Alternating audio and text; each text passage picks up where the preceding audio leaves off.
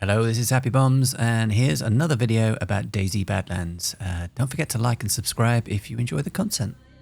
So, what do we know so far? Well, we know the new map is called NASDARA, and this will be situated between Ardistan and Takistan.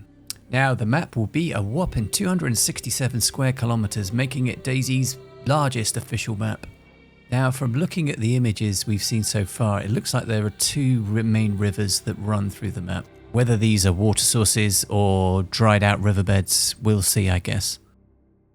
Now, another thing the devs talked about is wanting to close the seasons with this new map, and the NASDARA will be based in spring. So they will have NASDARA in spring, Livonia in summer, Chernarus in autumn, and Sakal in the winter. How this translates into the desert, we will see, I guess. But from looking at a bunch of these screenshots that we were supplied, it looks like there will be a lot of vegetation. It won't just be completely desert, arid and dry. Looks like there will be plenty of trees, bushes, but it'd be really interesting to see how the spring season translates into this part of the world. I think in terms of style and layout, you can see the detail already. I fully expect this to visually look beautiful. The level of detail that the devs always add. You think about Sakal and the fishing villages and such.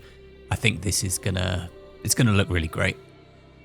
A very cool new thing that they spoke about was the abilities for players to work together to repair structures that will benefit everyone.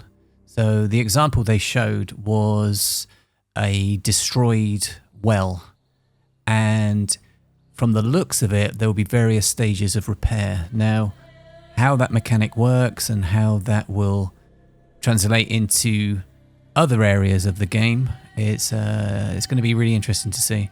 I really hope that these kind of structures that can be built up will degrade over time as well.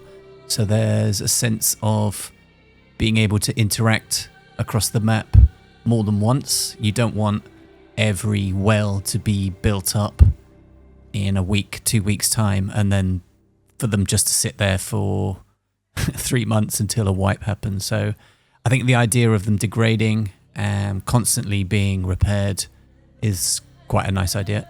Another new technology change that they've worked on, which should come in for 1.29, is better terrain blending. Now, as you can see in these examples, first example shows what current 128 does, and then we'll see how this new blending affects the world. As you can tell, it looks way better, and something that they will implement into NASDARA. For this new map, it will be a combination of rebuilt Arma 2 assets and brand new assets custom made by the dev team. Now, a lot of these slides show what is currently available on maps such as Takistan, but also a lot of new things that they're building. They're kind of clay models at the moment, as you can see, but a lot of them look quite modern. Interesting shapes and stuff, so that's really good to see. We did say to them that a map like this will need more than just the mud huts and the buildings that are from Takistan, and they were very keen to tell us that there will be a lot of brand new assets created for this map. And a few more things that we talked about with them. So we asked them about player flow, loot tiering. I did mention about what happens on maps such as Takistan and Ramen. Sumrat was very clear that this map will feel quite traditional. You will feel that you're going from one tier to the next tier to the next tier. And player flow will be that of other official maps such as Chernarus, which is very good to hear. We also asked about kind of dead space in the map. Even though there will be lots of barren areas, the spacing between POIs and towns and villages is definitely being considered.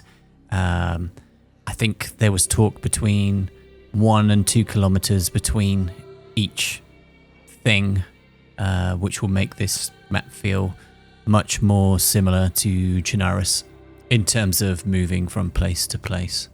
As mentioned before, all buildings are being remade from scratch for DayZ. They don't envisage any problems with loot spawning in the mud huts like on Tekistan. They did say that there will be a huge bridge running through the map, and this will be a real POI, a kind of risk-reward scenario. So I'd imagine melee checkpoints with a high-tier loot along this bridge or other resources. So that sounds like quite a cool and interesting POI across a map like this.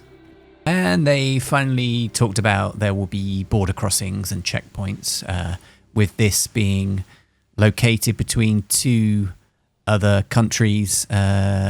That makes for some really interesting transitions from one place to another. I think creatively and visually they could do something really interesting with that. And the final bit of info we got, which I thought might be interesting, they spoke about a new dynamic weather event for this map. They spoke about new animals, possible drought, and it being a warm environment, which will bring its own survival challenges. What we saw was very early. There's much more to come in terms of info and sharing. I think there will be dev streams throughout the year sharing more stuff. A 2026 release date, because this is a brand new terrain, and it's not ported or modified from an existing map like Sakal was with Tanoa. This has a much longer development time. So all we know so far is 2026, whether that's Q1, 2, 3 or 4, who knows. And price, going to be cheaper than Sakal. So they're expecting this to be under $25 US. And I think that's about it for now. Yeah, let me know what you think in the comments. The DLC can be wishlisted on Steam now. So go do that. Yeah.